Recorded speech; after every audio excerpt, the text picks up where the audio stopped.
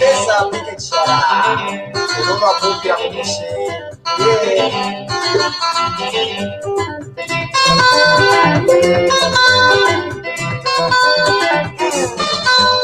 mwana wanjye namusonga tashakube mwana wanjye namusonga tashakube umwana ati bamufunda babuya umwana ati bamufunda babuya shimusonde titoyo ya moleka ukarariyo kawaya ukalete mawiba omepe wiba ome nomba wiso kama kawine nomba mudu meome wakachenjele na tulumendo tamu mabuja wakachenjele na tulumendo tamu mabuja tuate mwa kusemba ika tuate mwa kupela ike mikusa mailo na mailo kakupela iwati kumbe kanshi kufi iya karando kafikuwa mukana ukebukishia kifuwa mulila nena mashamuli champa walya ejo wikate mwati kufia nama wikate mwisha kafu sasa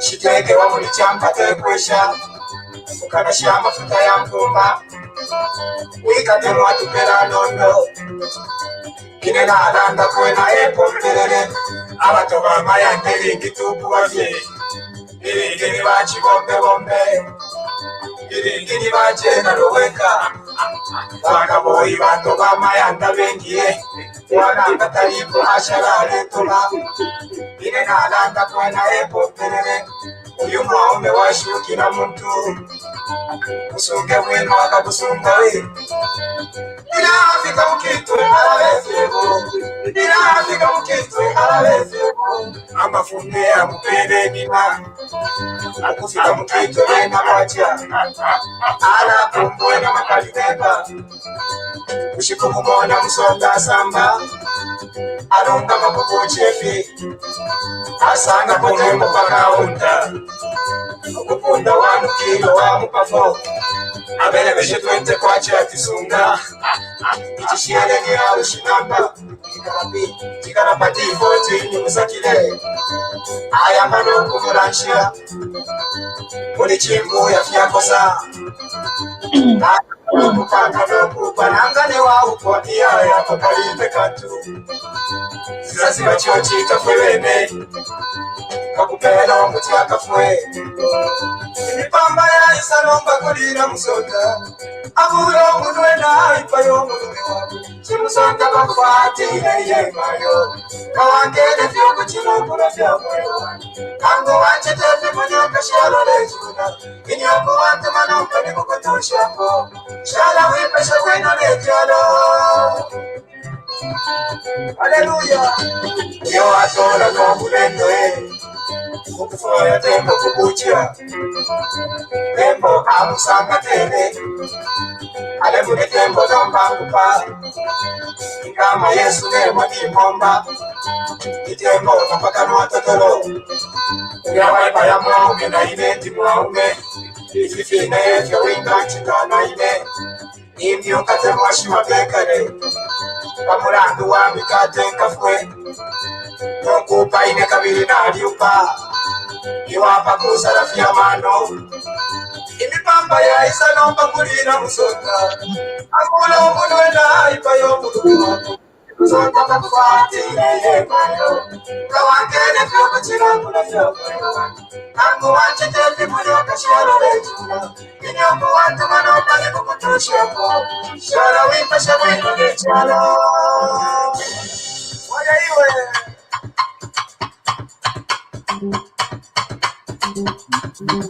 Jimina wipayena bakama yeko Jile chitana kashikumushika ufishibe Hello, good evening, Chuempala. It could be morning now or whatever it is. It's very late in Zambia. We are aware of that. This is 2:36 p.m. here on the Sabbath here in Calgary.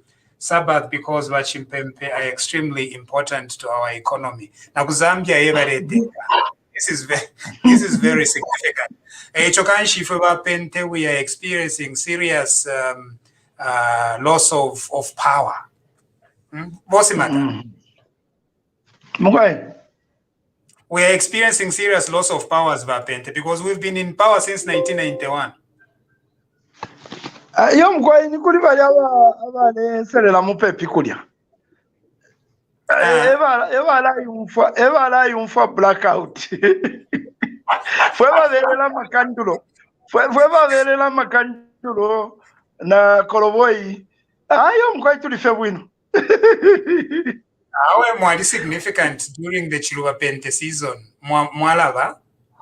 Very briefly, and then I lost it. In fact, yeah. I think the closest needing to Amdala Wandi Vafikilepo Rupia Banda. That's the closest I would say. But as a friend from football and everything else. Anyway, so Kanchi, since it's Sabbath, we must recognize it. Otherwise, we are abusing the Sabbath. So under this broadcast, previously, Simataa, we got talking about 65 million kwacha, and this is the point where we have several of our friends coming on and helping moderate the discussion. And so it's going to be serious going from here. I know that you are also very highly opinionated, and so are our people. And so it's going to be interesting here, I think. I just want to prepare you so that you are ready for this, okay? We can only keep 10 at a time. And so I think we are 10 here. If you speak and then you have to drop off, please let me know because we want to get as many people as possible. All right. Okay. Himba, where are you? Himba Malambo. I'm here. Yes, please. We are here with our guest discussant is Simataa Simataa. Yeah, good evening, comrades, and good evening, Mr. Simataa Simataa. Good evening, man. Well, can you pass the pen? We've listened to you. You've educated us. We've heard. But for me, however, my faith, we owes us an explanation. And owes the entire nation an explanation because we have few questions which would want her to answer. She said that money, she was paid by her partners, and it's from an international business, and it's an international partner who paid her. So me, I'm not going to speak from a professional way of accountants. I want to speak from an illiterate person who doesn't understand these terminologies we're using in accountants. So what I would want to understand, what kind of an international partner who would pay that large sum of money in cash? Okay, we just need to do this, Miss Himba, that so far we don't have any proof that that letter was either authored by Faith or that Faith has in fact written in a statement. So we are not going to take that. Okay. Okay, kanti twalaya palevo yeso. Simataa tatuishive fishinka. So inekuli ine bamayo impia shiria banabeba batweve. Nama business or bashfumia batweve. She should tell us the kind of business. She should declare the source of that money. Because we are desperate. We want to know. We've been Zambians. We've been living in Zambia. Tatua mfuapo abantu abasunge mpia shingi shiria so na banki oko ili. So ngana bashitunga olomlela ndatawe for now money laundering wale washa na jiki wale foyo kuwasha na washa for now ni wakabwalala nti batwe na lakwela futi bamwisha wale seka Basimataa naye.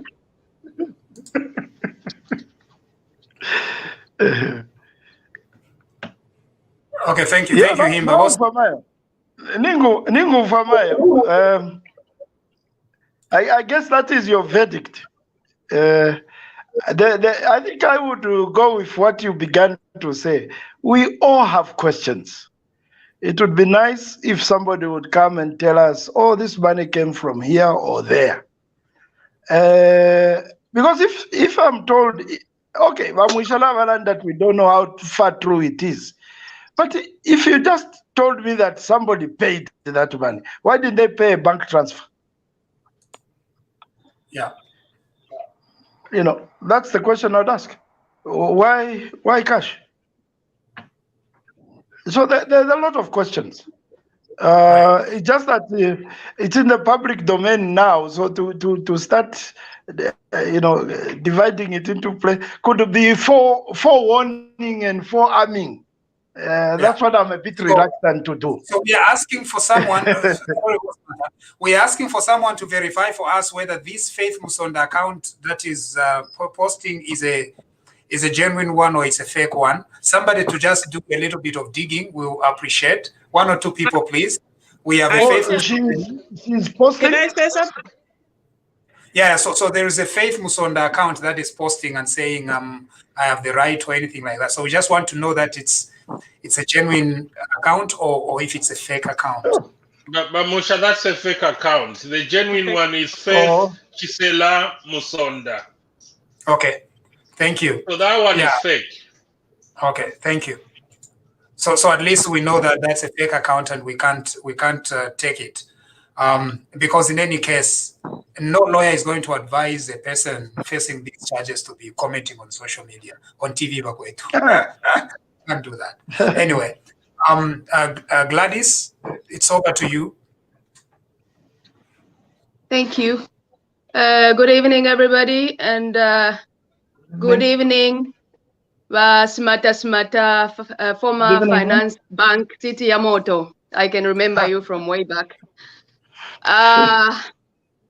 Well, I've been following closely to what you've been explaining. And as a banker, I mean, I'm not a banker, so I'll talk from a layman point of view. As I heard you saying that it's okay to keep money in the house as long as you're not proven guilty. I mean, if I look at it from from you as a banker's point of view, I'm really not sure if it's okay. If we look at the system, like in the Western world, it's also a big problem where they have also systems and they are able to trace the people who are doing what we call Vilvask. And if that Faith Musonda has been keeping a lot of money, that's 65 million in the house, as a person who is not even a banker, I can see that that person is trying to do the whitewash. The whitewash in the sense that she's trying to keep that a lot of money and use it, for example, in building a house and go and pay cash to make it legal, or buy a car. And when she buys that car, then she can sell it so that it becomes like she's not holding that illegal money. And if she has been keeping that lot of money, I mean, we've just won the general elections. Probably there's a lot of whistleblowers somewhere, and where she feels like, okay, I'm gonna be in trouble. I'm gonna keep this money with the intention of making that money legal. As a person who's not a banker, I think it's just not all right to keep such kind of money, because if each and every one of the Zambians can keep money in the house, how do you run a country like that? And the question is, where is the source? Where is the source of that money? How did she make that money? Because we probably don't have a former gospel somebody who earns that kind of money, or somebody who has been working for ZNBC who earns that kind of money, unless she's involved in a filthy business. So I would like your comment as a banker on a serious note for a person like Faith to keep that lump sum of money. Thank you. Firstly, please don't misunderstand me. The fact of the matter is that there's nothing that prohibits anybody from keeping money at home.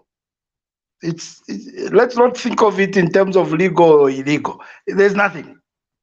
maybe that's an area we need to start looking at. Many years ago, I had suggested that we should actually even bring a threshold to the money to outside the bank, not just in the bank. In the banks, there are thresholds. I think 25,000 kwacha cash you can get. After that, you can't. If you've got money in the bank. What about outside the bank? There are no thresholds. We should introduce thresholds, in my view. Nothing should be bought, say, cash more than 10,000 kwacha. Let it be a bank transfer, let it be Western Union or something traceable. Let it be a check. But outside the banks, everybody's free to do what they. If you heard me earlier, I even gave an example. I mean, you've got about 13 billion plus money in terms of kwacha ningwe, but when you go into the bank or the banks consolidated together, there's only 7 billion. So where's the 6 billion? It could go a long way if it was even half of it more. It was 10 to 13 or 11 to 13 in the banks. We've allowed a situation where possible money laundering is easier to happen. You see what I'm saying? But that case is not, in my view, it's not a very difficult case to deal with. But like I said, I don't want to forewarn a thief. I don't want to forewarn a criminal. Yeah. But it would be nice if she came out in the open and told us exactly what happened. By the way, in the listing of the various units or institutions that come under money laundering, please include the precious metals. Please include these emeralds, precious stones also.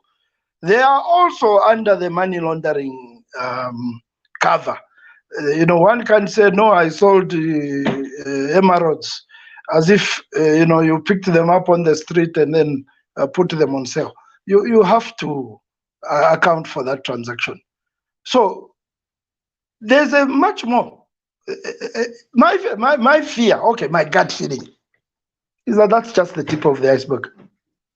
That's my gut feeling. And to continue talking so much on this matter, the 4/5 of the iceberg underwater will melt away. That's my fear. Criminals should be arrested and caught and proved and sent to jail, throw away the key. So there's a lot that has not been answered. We've been alerted of this development, but that's it. But like I said, I said somewhere, Mamusha doesn't want me to say. But the other thing about these things, you could rush in there to find the money and found. But maybe you didn't check the floor. The floor could actually be more expensive than the money. Maybe you didn't check the driveway, because you're just concentrating on the money. You see that? I've always told a story in money laundering where a construction firm is so strict with their workers. They are searched on their way out. This guy, just before knock-off time, he would pack his wheelbarrow with dirt, which they used to throw outside the construction company. And he would pass through there. The guards would say, oh, man, now I'm going to throw away the dirt, and never come back. Soon they had no wheelbarrows. So that's what you're dealing with. You're dealing with criminal minds. I don't know if that helps them. Does that help? I think Gladys, you are the moderator now. You can take over.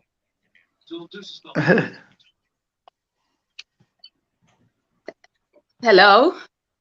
Yes, ma'am. Yes, let me just comment just 1 second that we've had the past 1 week, we had some money which we were in short of circulation. Was it the 50 kwachas or the 100 kwachas? Wouldn't be the same problem that if we can find that kind of a person. So we probably have many of those who are hiding money in their homes, and there are many because we have it in the public domain. What do you It's think possible. wouldn't be one of the causes that there are people, a lot of people out there putting money into their homes? My suspicion is that it could be the tip of the iceberg. And that is why there was I went to my ATM for 3 days. I couldn't find get money, you know, and I said to myself, what was happening? So it could be, ma'am. You can't rule it past. Maybe the Bank of Zambia should be concerned enough to go to the police and get the serial numbers on the currency in question and see when they released it to the public, or could it be the currency we were expecting to come? Because Bank of Zambia is continuously cleaning the money. You know, I think the last time I checked, one note of the Zambian kwacha lasts for about 4 months. After that, a new one has to be brought in. The old one is destroyed. Now, the new haven't come. The old ones have disappeared. So that could be also another issue. Another angle at which they could investigate. This is a case where I can tell you, I think all the law enforcement agencies should be concerned, and not just the police. I think the anti-money laundering investigation unit should walk in. I think ZRA should walk in because of the tax element. I think DEC should walk in because of the drug element. Those kind of monies we see in movies only from drug traffickers' boots, you know. I think, in my opinion, the anti-corruption should walk in. It's one of those classical cases where all the law enforcement agencies should work together in order to establish. In fact, even though it's not a law enforcement agency, it is one of the competent authorities in Zambia. The anti-terrorism committee should also walk in, because you might find that that was actually money meant for terrorism. So it's alarming, actually. I don't think anybody should go to bed tonight feeling peaceful, except, of course, we are under God's grace. But for me, a lot went through my mind through this. I said to myself, with that kind of money, you can buy an army.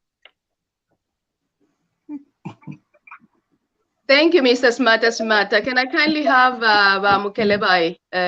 Mukelabai, 2 minutes, please? Ritumes Simataa for having shed much light into this discussion. I'm very delighted. We have much respect for you as an expert. However, I wanted to just air my concerns to say, like you had already alluded, that we have to be careful in the manner in which we express ourselves, because we may actually give a leeway for the real perpetrators that are down there an idea to circumvent the law or to run away. So even the manner in which we express ourselves, we have to be very, very careful, because we know much of we appreciate the law, the money laundering law, where it stipulates, it tabulates the real deal to say this is not worth pursuing. However, this government, we know that the status quo is that this government, the previous government, had not been faithful enough to the Zambian people. They have no soul. They had no soul. They were not there to help the Zambian people, but they were there to steal. So that's why I am for the idea that within the money laundering regulations and laws, there must be a catch where we can use to actually put down these chaps behind bars.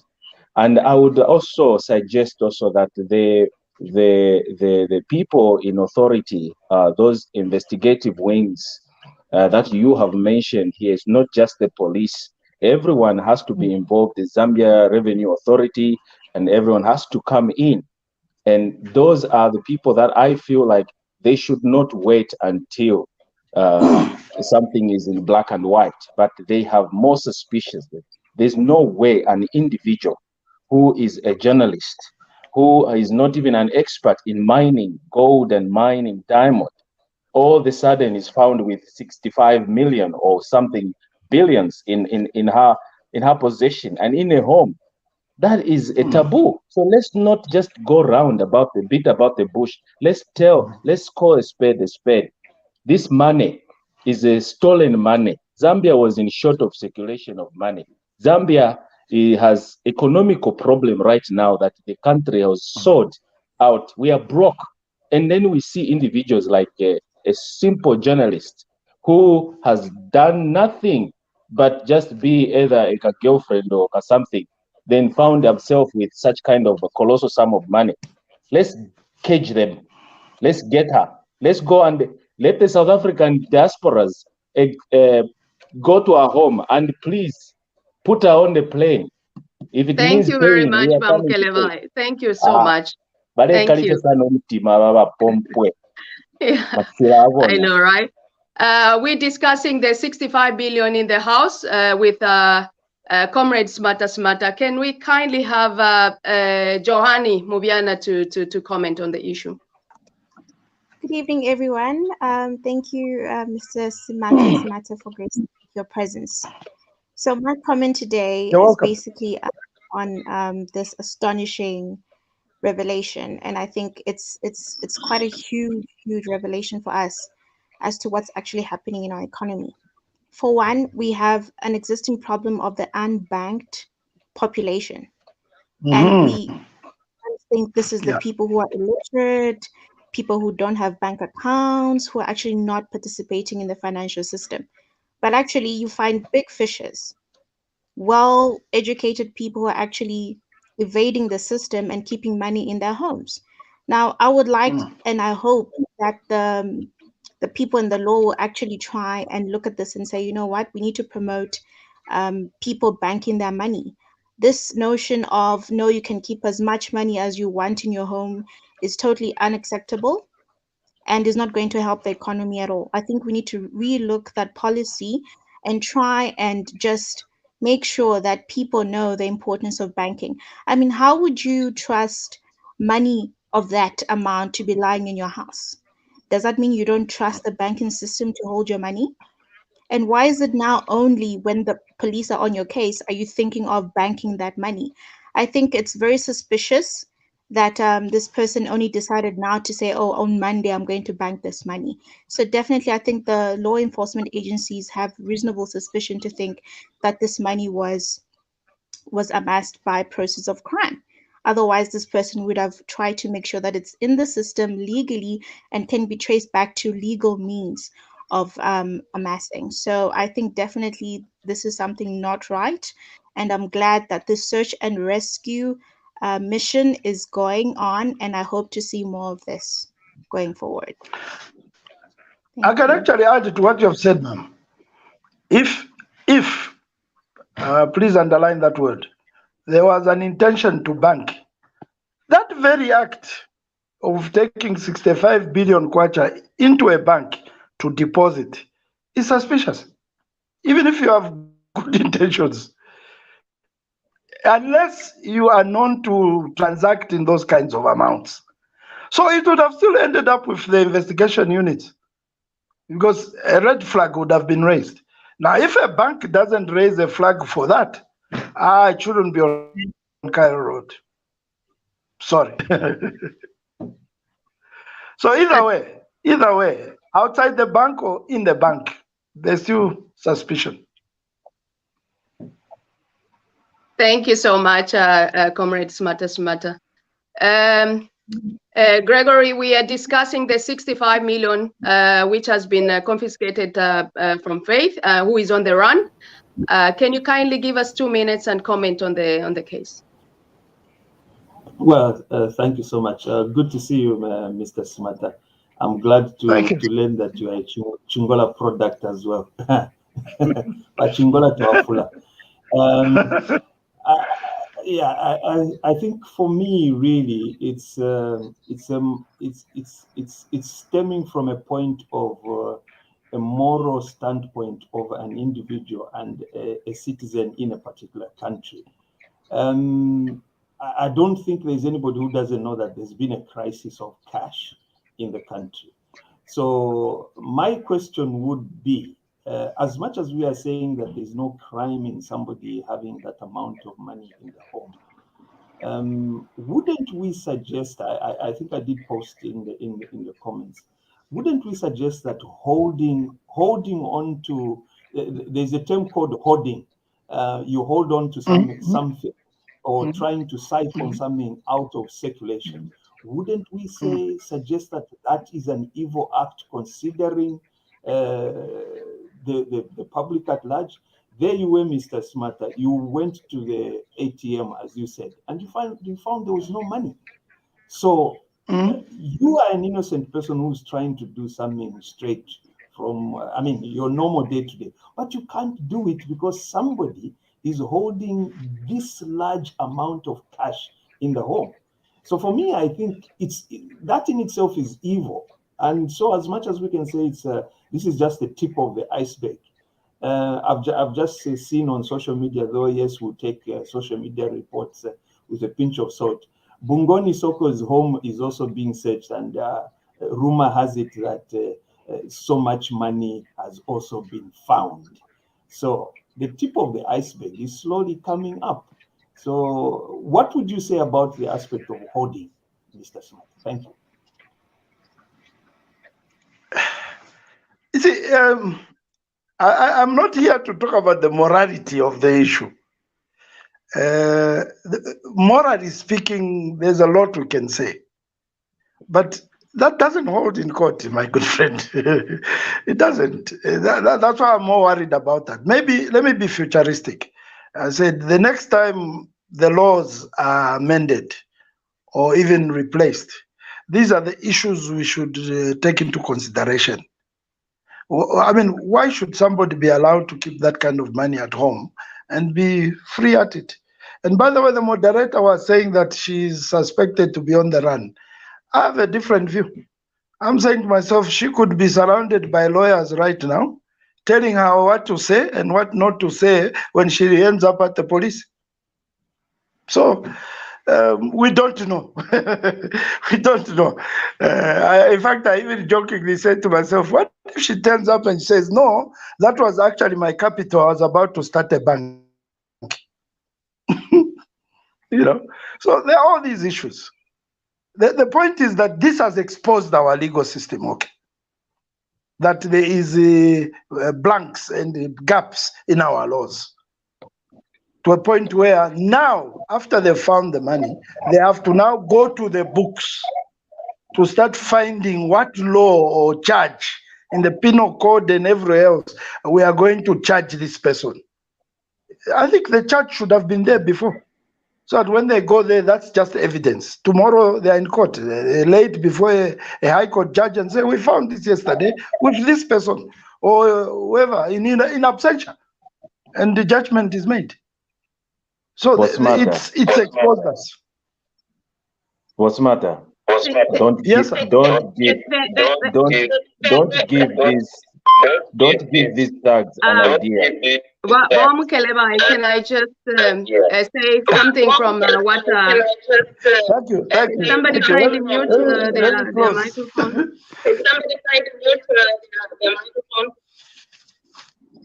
Thank you. Just a statement which you say that probably she can just. I can hear myself. Can somebody kindly just mute their microphone? Maybe it's me. Dr. Barbara, thank you. Now it's just from your statement, you're saying that probably she could just come up and say that she's holding that money because it is her capital. I mean, in today's Y2K world, I don't believe that somebody can come up with doing a business professionally with cash, because if you're doing business on a higher level, they have to check if you are a bad payer. They have to check if you have been probably in legal activity. So somebody can just come up and say, this probably, like you gave as an example, that this is my capital. I really don't see that it makes it would make sense if you really want to business, unless if you are trying to run a Kantemba, probably that, but not with a 65 million. 65 million. Not usually with such large amounts. Not usually with such large amounts. But like I said earlier, if 7 billion of the currency is in the bank as notes and coins, and there's 6 billion out there, or even more, because the figures I was looking at were June. That means that your economy is running on cash. And by the way, cash transactions here in business are very, very, very common. People go to buy cars in cash. People buy houses in cash. So they're very common. Now, what we need to do is to strengthen. For instance, my view is that the FIC should have a computer connected to all the major institutions in the country, RATSA, Zambia Revenue, banks, PACRA, so that when you go and register a car at RATSA, FIC has immediately picked up. They don't even need to get a suspicion from someone and say, Simataa has registered the Chrysler. It's valued so much. And then when they get to the bank, they'll ask, what are his balances in the last 6 months? 500, 200 kwacha, you know. He's even failing to pay for bank charges. Immediately they come and they arrest you. We should get to that point. But you see, we are running institutions, standalones. All of them are some of them are even refusing to come on that platform because it will take away their commissions, they think. So those are the things we need to introduce in the economy. Okay. Especially the development. Yes, sir. Okay, so just make yourself a Just make yourself a Yes, sir. Yeah, so we are getting feedback from your mic. Oh. I mute. Yeah, okay. So what will be happening is when you are speaking, you can unmute yourself. When you are not speaking, you mute yourself. So the way you are making it, the way we are understanding now, most people are misunderstanding you. That's my concern. Now you tell me, are you in any way connected to the Patriotic Front? Because some comments are just like, why why do you have Mr. Simataa there? And so it's quite. Let me respond. Yeah. First of all, I am not a member of the Patriotic Front. I was last in there in 2010. In fact, even last year I joined the NAREP for 1 month. So when did I go back? Secondly, I had my sympathies with them. I did. But that was not to cover up. What I'm saying now, I said then. They're innocent until proved guilty. Now, you may not like that, but that's my view. Now, if tomorrow he's taken to court and is found guilty, he's guilty. That's my view. Now, if it is a question of because I was sympathetic to the PF, then I should not take part in the national development. Yeah, a bit late. That's all I can say. Yeah, a bit late. If you know me, I was once upon a time in supporting the MMD. I only joined it under Mwanawasa. And we in between there, we even formed a party with Nevas Mumba to oppose MMD. Yeah, you were vice president. MMD. Yeah, you were vice president. Yes, general secretary later, but vice president in the start. So it's a question of not. Maybe try and understand me also. I don't usually go with the majority because I don't believe majority is always right. No, we like you here because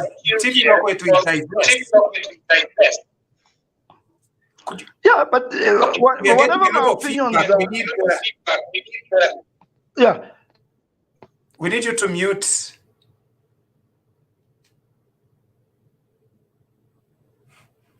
Yeah.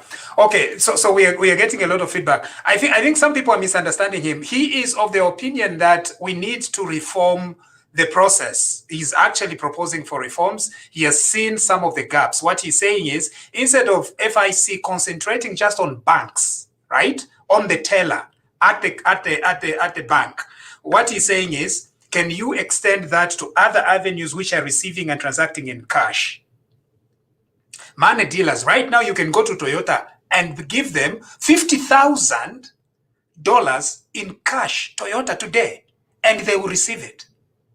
That should not be the case. This is seriously a problem. Lawyers are able to receive cash. My friends in Lusaka, they receive $100,000 in cash to go and buy a property on behalf of their clients. Now, and I wrote an article previously, just last week, about it. That's very easy system to manipulate for money laundering. Very, very easy. So can lawyers' bank accounts also be connected? Can lawyers be making periodic reports? Here as a lawyer, I can't receive more than $7,000 cash.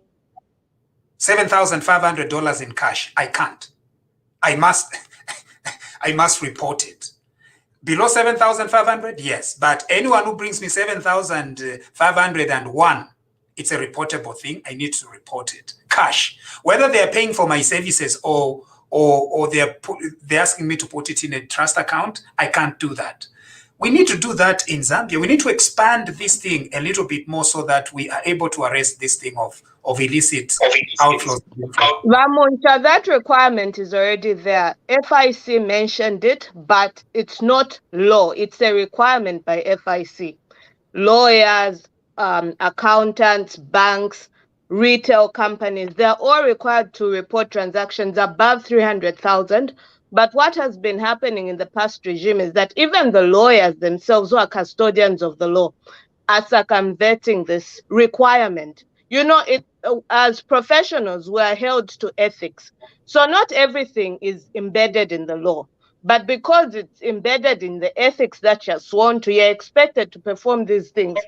But in the last period, we've seen a lot of professionals going against their ethics. So these things are already there, but they are not speaking to each other. That's why we're seeing these gaps. All right. Can I just add something? Can I just add something? Can I add something here? Yes? I can't hear anybody anymore. Hello? Yes. We are not saying because it will be. Yes, we are not saying because it will be. Can I just add something there? There is what is called a currency transaction report, or CTR. And the FIC put out a statutory instrument, 2017, I think. It's $5,000 per person, $10,000 for businesses. There was an annual report which I circulated last year, some time ago, about a month or so ago. How and whatever, I won't get into that. But it showed that the FIC received 2,000 suspicious transactions. Me, I'm on record as having cried about that. It's not possible in a country the size of Zambia that they can only receive 2,000 suspicious reports. It's not possible. That's what maybe one branch of a bank can do, not Zambia.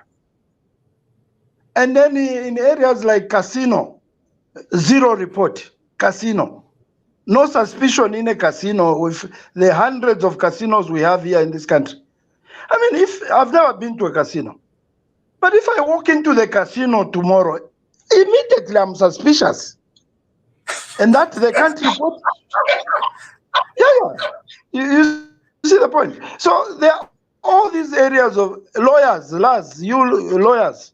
I think there's no report from lawyers, no report from accountants. Only banks are the ones leading with about 1,900 reports. That is where the country, in my view, should be concerned, or government. Secondly, let me say something. The best time to amend that law is now, not after a year, 2, 3. You cannot ask wolves in a chicken run to decide who is going to maintain the log. Are you with me? This government has only come into power a month ago. This is the best time to change the law. Look at what happened to this law. We always had politically exposed persons to represent the president right up to the bottom. That was what the law said. Last year, 2020, it was changed to a more polite statement. Prominent influential persons. You see what I'm saying? Because suddenly they realize, we are politically. I would go on radio, TV, everywhere and say, I am politically exposed person. Why? I've been a member of a party.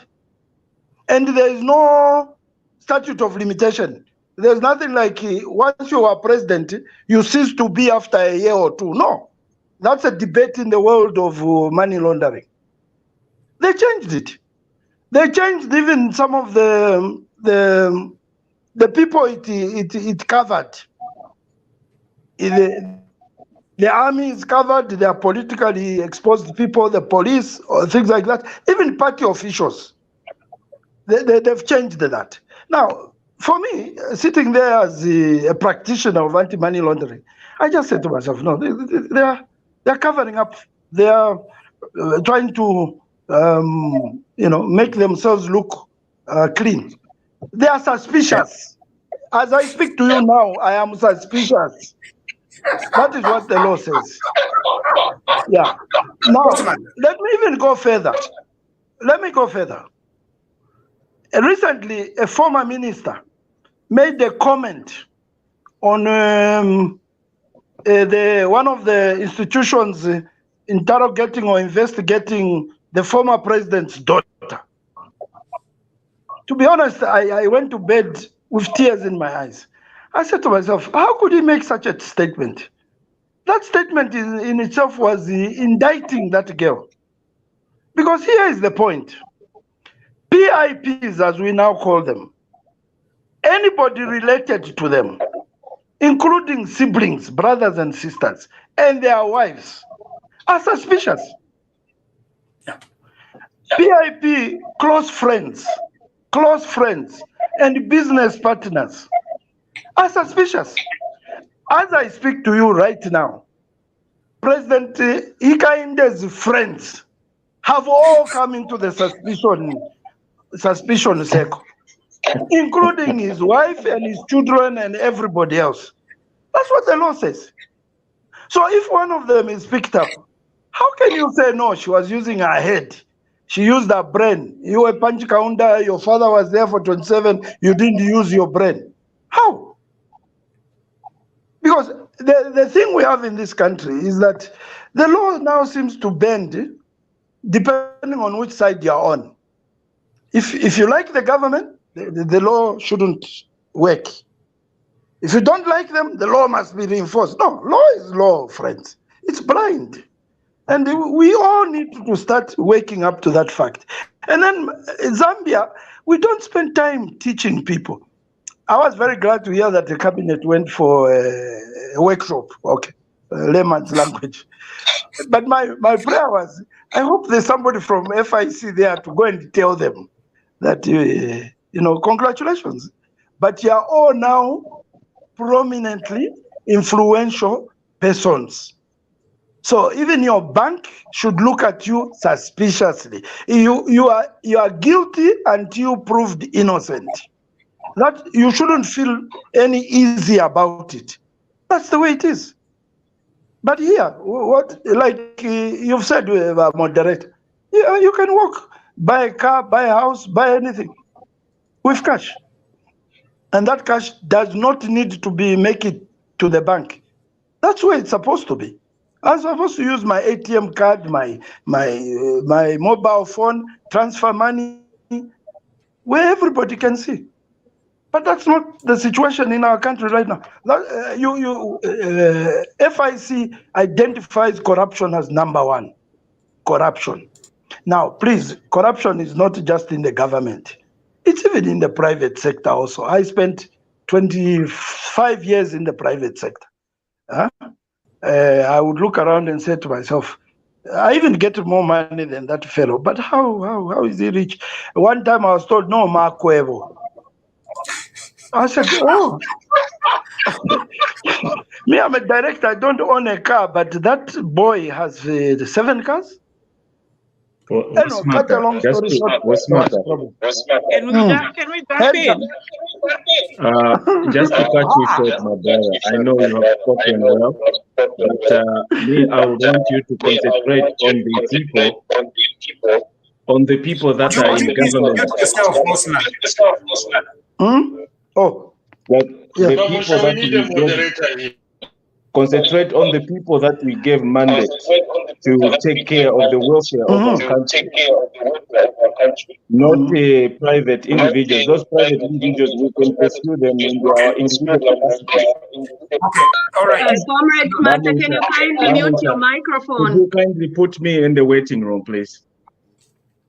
Give room for others to participate. Can I say something?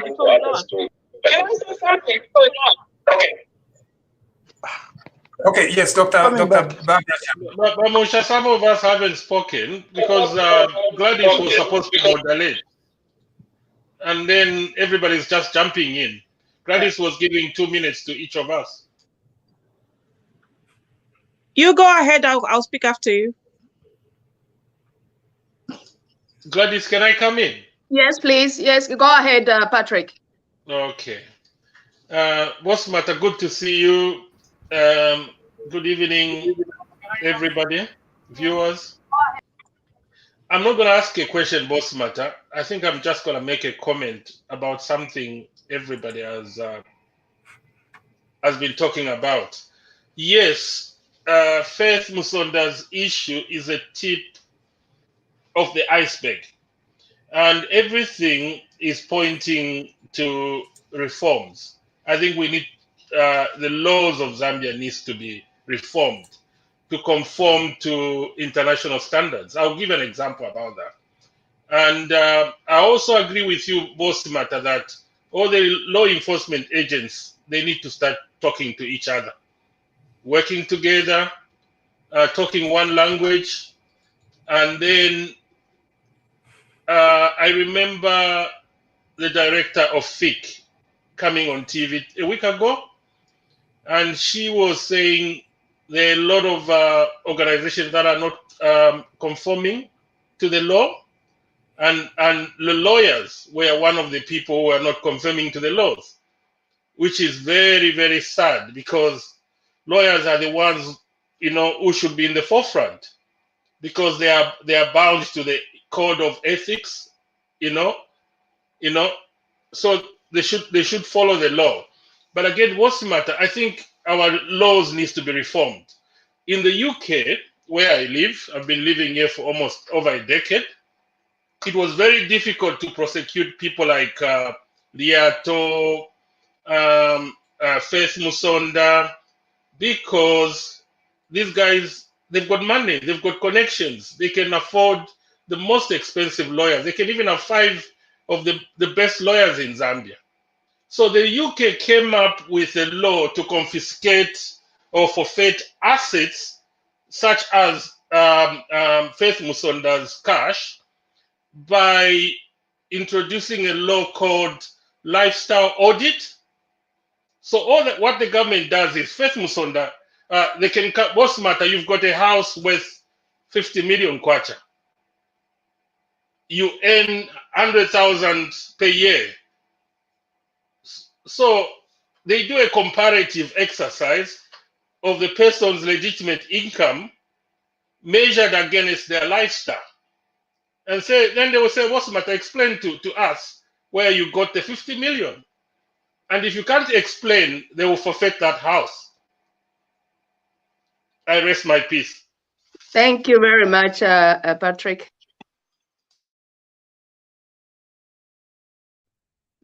Do you have a comment, Comrade Simataa Simataa?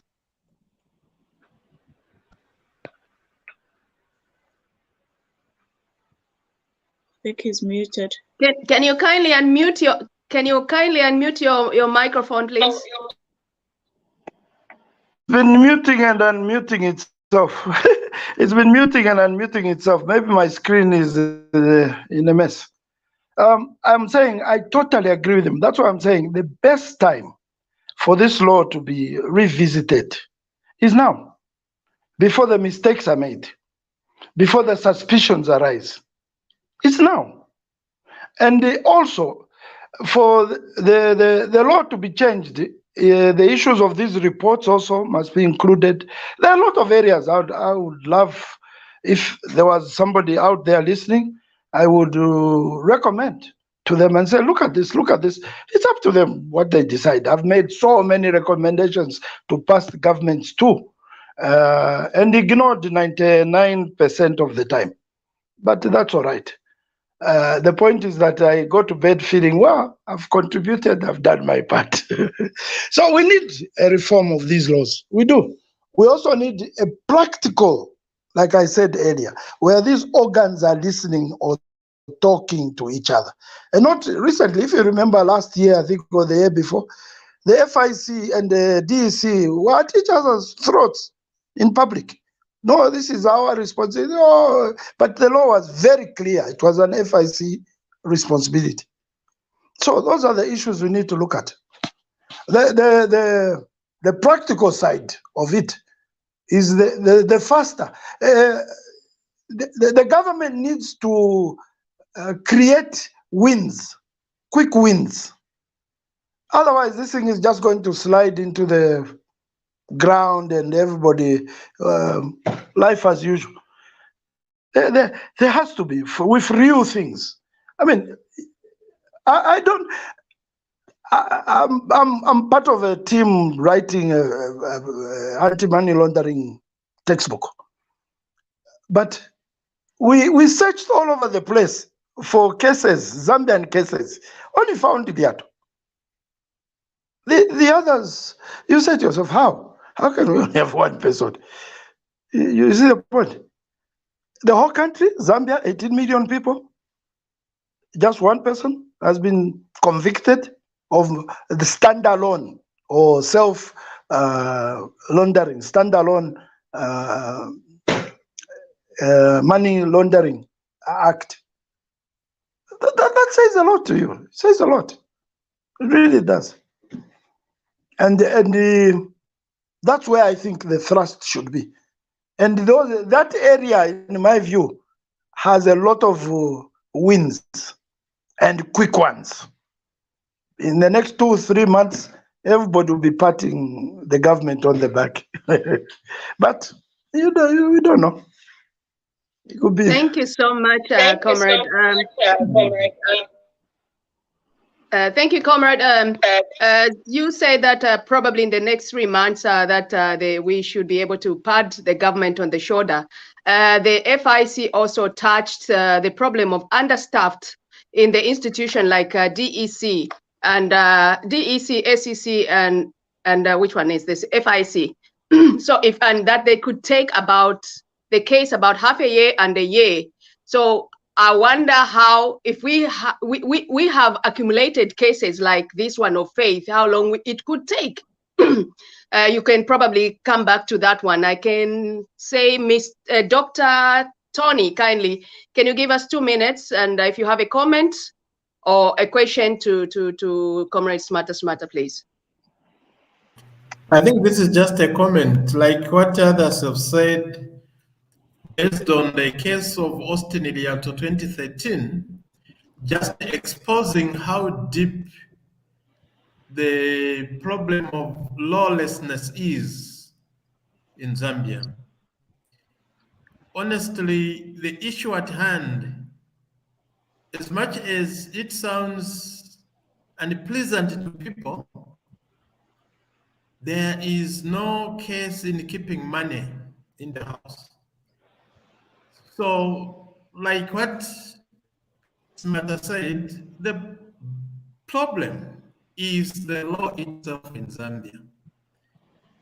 It's high time Zambians, for example, look back. How many convictions have we got on all these cases that come up and they end up buried in just in the sand like that? It just exposes. So it's a pleasure to have this government, which is going to be based on the rule of law. So it's time to strengthen some of these things. Otherwise, it will be politicking, headlines every day, and nothing comes out of it. Thank you, Gladys. Any comment? Can I just say something now? Can you kindly just wait, just in case if Comrade Simataa Simataa has a comment to that? Okay. No, it's about what you said, ma'am, regarding the understaffing. It's true. The FIC is understaffed. I think they've got 50% of their capacity, and they put it in their report. What I found sad is that all politicians were just concerned about the 2 billion suspicious money stolen, not the organ itself. And there are many other things that they raised. Well, that's why I'm saying let's balance it.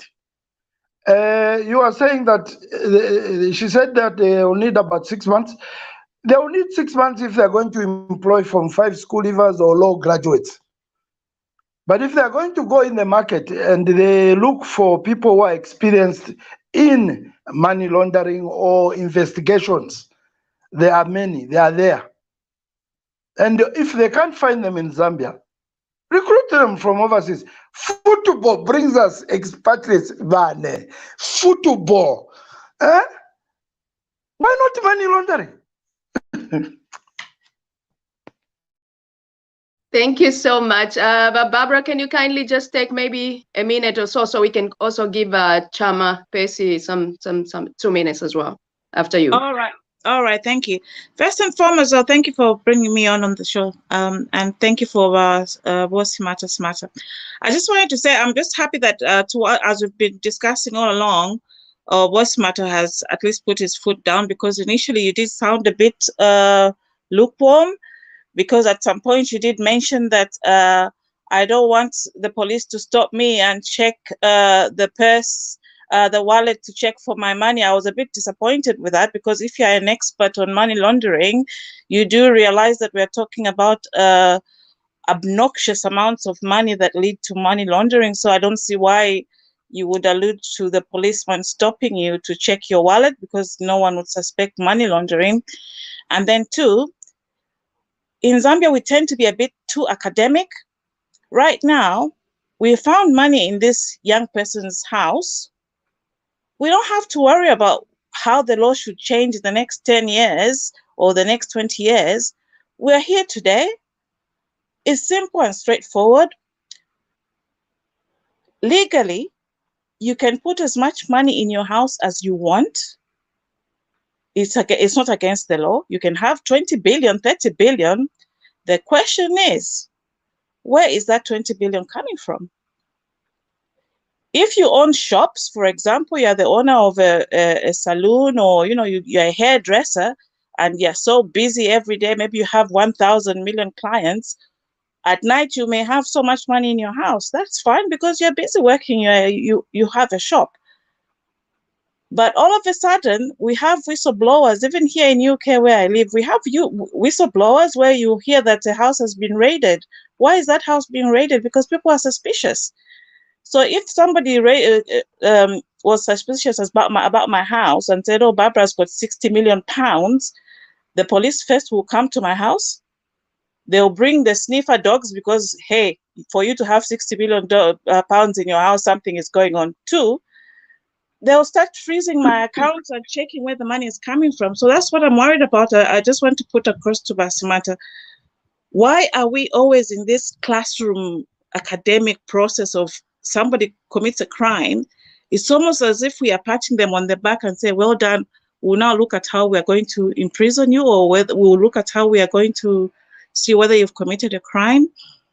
I do understand the letter that came in was not true. In fact, I did have a conversation on Facebook with the so-called Musonda.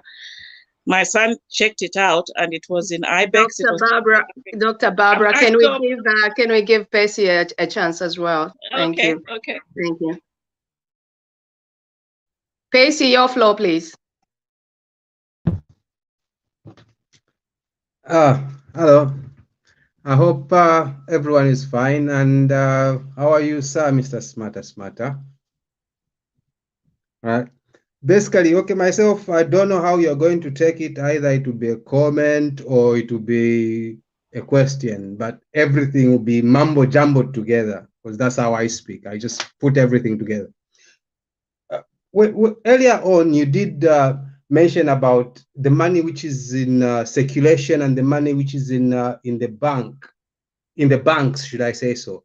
And I remember you mentioning that there's almost about 6 billion kwacha, that's in kwacha terms, which is not really accounted for, which is not being used. It's just stuck in people's houses. Am I right? You can just shake your head for me so that okay. Yeah. So as we say things like that, we all know that that money, it's there. The evidence is this lady, she was a public relations officer. Now, if a public relations officer is found with this kind of money, how much does Bowman Lusambo got? That's my opinion. That's what I think. Basically, what I'm trying to say here, sir, some time back, there was a press conference. And in that press conference, the person said, if you go to a car, auto car to buy a vehicle, if you pay by cash, that the seller should report to the authorities to check you out. But the problem was those guys were not doing it. So basically, the way I look at it here, we've got some laws which we can use right now, but I don't know what we are waiting for. Because if we've got the laws which we can use right now, why aren't we having arrests? All we are having is frozen accounts. So for me, I'm not really kind of happy with that. I'll leave it there for the time being.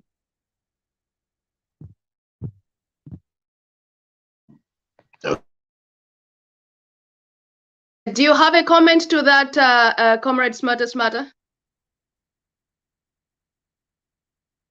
Can you kindly unmute your phone, please? It's muting and unmuting. Anyway, firstly, in Zambia, there's a Whistleblowers Act, I think 2018. It's there. And there are protections given under that act. But Zambia will not use it. That's the attitude that I wrote down under Percy's comment. Our attitude in Zambia is not towards law enforcement. It isn't. And that is what needs to change. Remember, I wrote an article on change management. I said one of the things that I learned in change management is that organizations don't change. It's the people that change. So we will need to pay particular attention in educating our people to change. Our people are coming from UNIP days, MMD, PF. A lot has been forced into our minds. Even now, I know of people who are just plain suspicious. They are just saying, let's wait. I said, but wait for what? It's you who needs to change quickly and take advantage of this new opportunity. You're not looking for a job. Contribute to Zambia. You know, just be open-minded. The other thing about what my friend Percy was saying, in fact, firstly, I forgot. I'm sorry my example of being searched sounded trivializing the issue. No, I'm not trivializing the issue. I'm not. Personally, what I would have loved to happen, I hope it happened, and maybe next time, the moment the tip-off comes, Zambia police has been tipped off, that offense covers more people than Zambia police. I think the anti-money laundering unit should have been, like I said earlier, all these other organs should have been there. Also, even as checks and balances. What if she turns up tomorrow and says, no, you're saying 65. In me, I left 75. And it's just the police. You see, so there are all these issues. Everybody should have been elected and a time set, such and such a time we're hitting. By the way, the Immigration Department is also a law enforcement agency. So they should have immediately told the borders and everywhere, look out for this person in case they cross. Gladys, I have a question. Yeah. Yes, can you kindly wait if Mr. Simataa has finished? The one I want to answer me. So you can include somebody on my space. At least somebody can speak as well. I'll go to the background. I'll join you later. So, Comrade Simataa, my question is, so ingaba faith vaisa vaiswati vati actually chiri mpya mwachilala ndati it's 65, it's actually 100. We don't have the right to ask her to give us the proof where I got the money. We just have to say she just had to challenge us like that. No. I didn't say that. I'm just saying there are all these other gray areas in the process. And if she came and said that, then the next question should follow up. I said, okay, fine. We are saying 65, you are saying 100, but where is the 65? Where did you get it from? No, I'm becoming uncomfortable because you're making it like it's okay. She can come out like that. Now you're making me uncomfortable that she can come out like that. Comrade Simataa, can you kindly mute your microphone because we cannot hear? Can you kindly mute? Thank you. Yes, I am. Thank you. I'm becoming uncomfortable. Sorry, Himba, I do think that you are misunderstanding Mr. Simataa. I don't know why. Okay, you're not the only one, but several people on our comment list, they seem to misunderstand Mr. Simataa. Boss Simataa, I don't know why. Could you tell me why? Can you tell me why everybody seems to be misunderstanding you? They perceive him as a cadre. All right. They've slapped me with a perception that I'm a PF cadre. So they think anything that I'm going to say, I am against the government. That's just as plain as it is. I'm not one of them. I'm not UPND. And you see, I don't believe that to save a country, you have to belong to a political party. Okay, now that's one thing. But the other thing is, there is a mischaracterization of your position. You are not saying that, okay, so what I got from you is there is currently no law in Zambia that prohibits a person from holding cash. Okay, that's clear. There is no argument with that. However, money or property that is reasonably suspected to be a proceed of crime can be seized by law enforcement agencies, and everybody agrees with that. And so this money in question should be seized because it can be reasonably suspected that it's a proceed of crime, because there is no person in Zambia who can have 65 billion kwacha in their house. No one. I agree with except that. Except for Chinese and Indians. what you have said, sir, is I agree with confiscation. It's there. It's in the process. It's in the law. In fact, we've got a separate act on forfeiture. Yeah. Right? Yeah. So I don't know whether I've raised an argument against confiscation or even searching. I asked a question earlier where I said, did the police have a search warrant?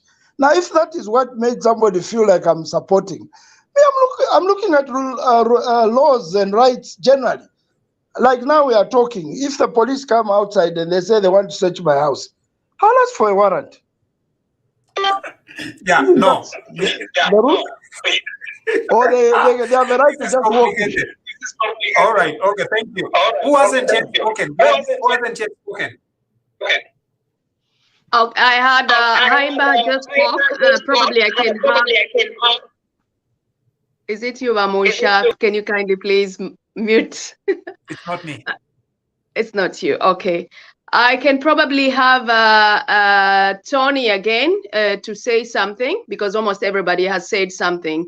And I think before I go to anybody, why we are getting some kind of misunderstanding from Comrade Simataa Simataa, because there is no clear and concise in his explanation, so it brings some kind of misunderstanding.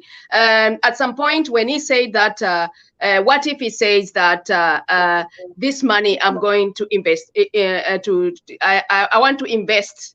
That's just one of them, and a few others. I think that's what brings that misunderstanding. It's difficult, it's not clear. Probably he has to take it through, run us through. And I could see that a lot of people are kind of confused. I was confused also in the beginning, and sometimes I'm getting lost as well in his explanation. So I think it's not clear.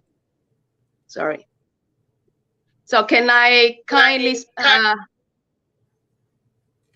can I kindly have Tony, Dr. Tony, to say something?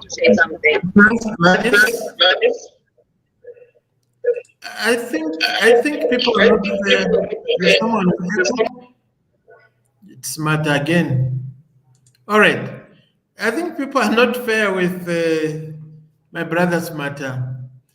You know, he's trying to avoid basing the... He has come again. Mute. Remember, mute. The problem, I think, that is engulfing this discussion and many other that have happened in the past is running away from the law but using opinions. So I did get Simataa's position.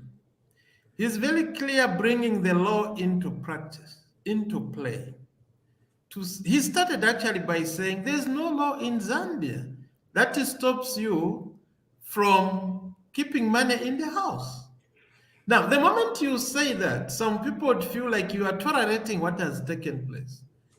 But it's the law. If the law is weak, then we have got all these rumpens who have been taking advantage of the situation. So he also made a call to say, this is the opportunity time. The government is saying it's going to be a government of law. This is the time to change. At the moment, the laws of Zambia, that's why, I mean, I asked earlier on to say, can you count how many convictions have happened, even the past 10 years? How many? It's because the law is bad. People will be having headlines every day. From there, it's wish-wash. You don't know where it goes. Now, thank you, Dr. Tommy. I need to address some of the things. You see, most of us, our minds are on conviction. When you mention conviction, you are bringing in the criminal aspect. In order to convict a person in our law, it's complicated because it's not only complicated in Zambia, it's complicated world over. The reason is criminal law works on a very high standard of proof, which is known as beyond a reasonable doubt. That is too high. You can't fight corruption with a beyond reasonable doubt standard. Do you know how you can fight corruption? Sorry. Do you know how you can fight corruption? By investigating. They rush. Like my problem is before you have a case, it's blown out of proportion. Okay. That is bad. I think we are I think we are. This is getting out of hand. I think this is one topic that has really gotten out of hand and escalated very quickly. Okay. If you heard what Patrick Chirufya said, this is the standard all over the world.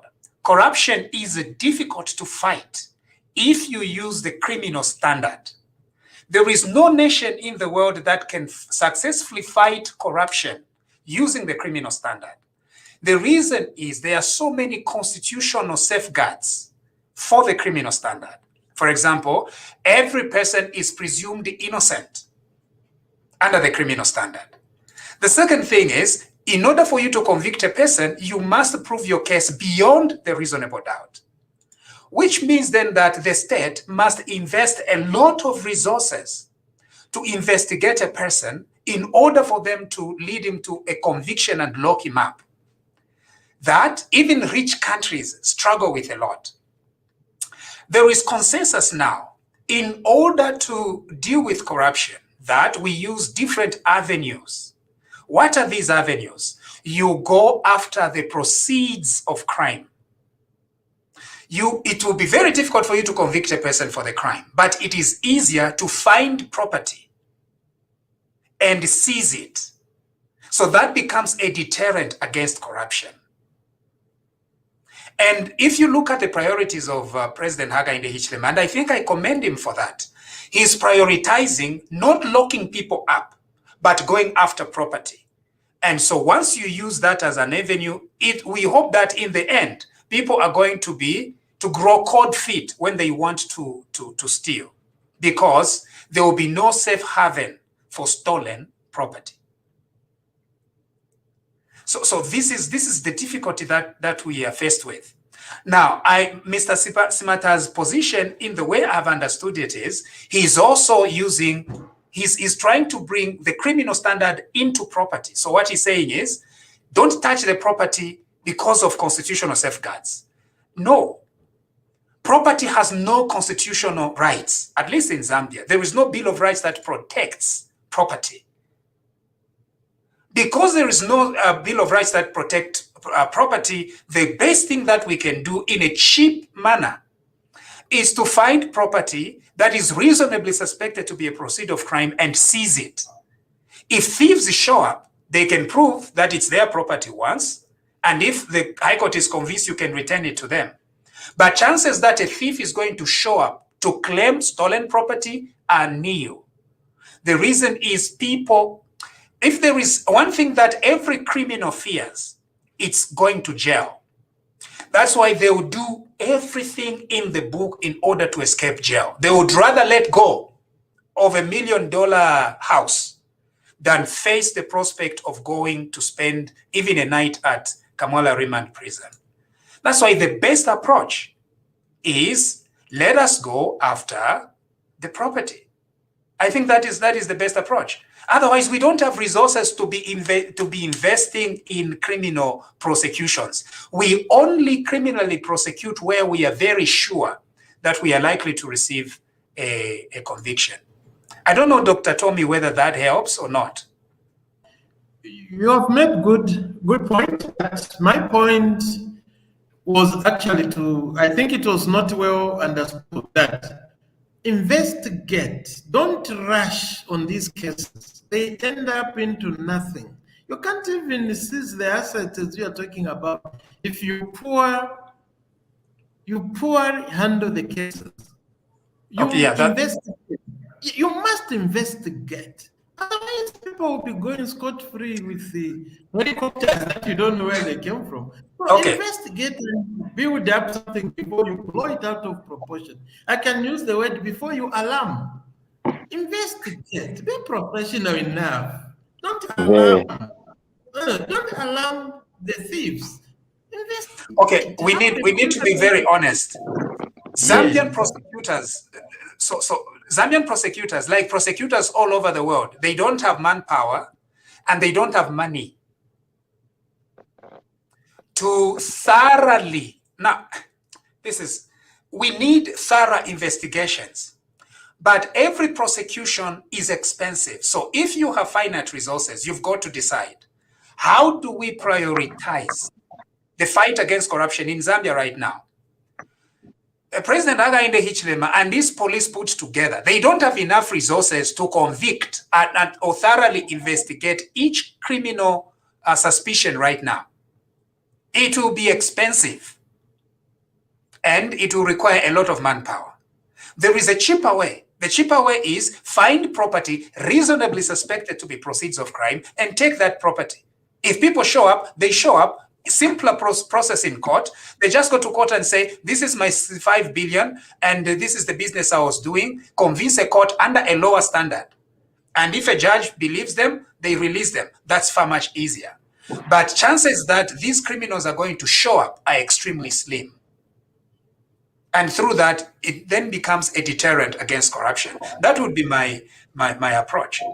The reason is when we say thoroughly investigate, we don't have the money. We as citizens do not even have the money to give these police officers. Financial crimes are complicated, extremely complicated to prosecute. But Musha, can I say something? Musha, can I just say something? Yes, Boss Simataa, say something. I would like to correct one impression you've got. I have been talking about the suspect, and that the suspect under our law has rights. Not the other said anything to the effect that the property should not be confiscated. No, I've agreed with you. Even in the beginning, I said, yeah, confiscation can happen, but the investigators must make sure that that property. What if, now, this is where the moderator also, I think, didn't catch me. I've also played the devil's advocate on this program. I've been saying, what if she turns up and says, it's my money? Or what if she turns up and says, there was 70 billion or million, not 65? Here's my position. Please allow me just a few seconds. Number one, there are avenues. Remember in the beginning, the moderator, I talked about the three approaches to prosecuting money laundering. There's the standalone. I beg pardon? Hello?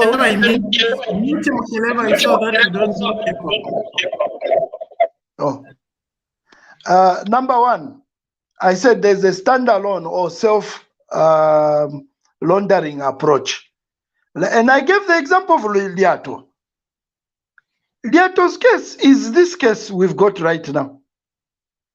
And the experience from it, remember, he almost walked at High Court level. The state had to appeal, and then the Supreme Court changed everything. So there's something they did wrong up to High Court. But they can prosecute using that. For the person, I'm not talking about the money. Now, if I will need to look up that. If our law allows for money to just be confiscated and forfeited to the state without proving the case, whoa, I have to look at that. But there's an approach. And that's what they could do even now. Like even in this case, remember I said at some point that when Zambia police received the tip-off, they should have also tipped off the other organs. So that simultaneously you're confiscating, you're also charging the person with money laundering. There's a charge. And everything that that person will say can be used for or against them in a court of law. And not just go and collect the money and say, come, we want to talk to you. I think I'm a bit uneasy about that. And if rights cannot be protected now or before, maybe it's a different discussion on a different day. So, so it will be confiscation of property. Yes, sir. I think what we'll do.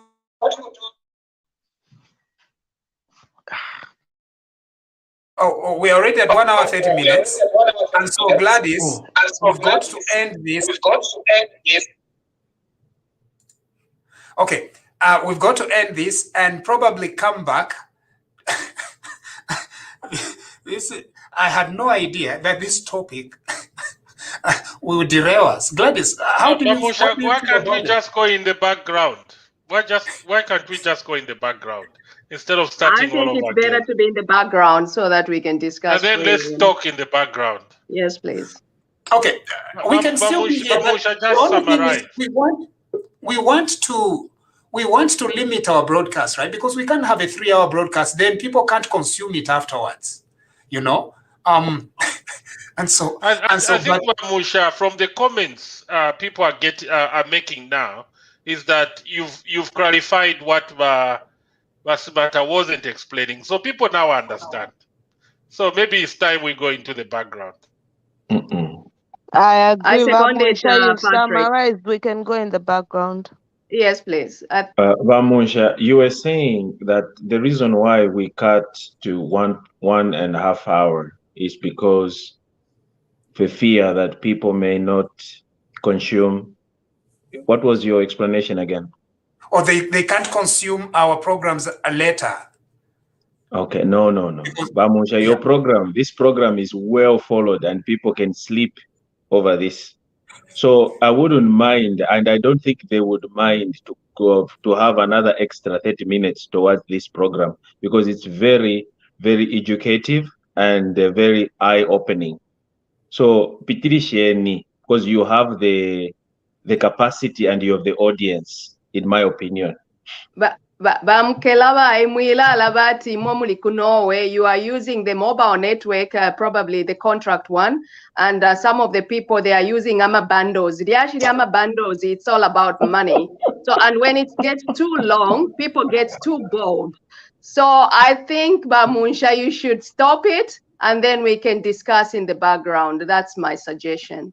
Should you give it to, let's be democratic to it. All right. Thank you very much. This has been a presentation of TV Bakwetu together with our TV Bakwetu family.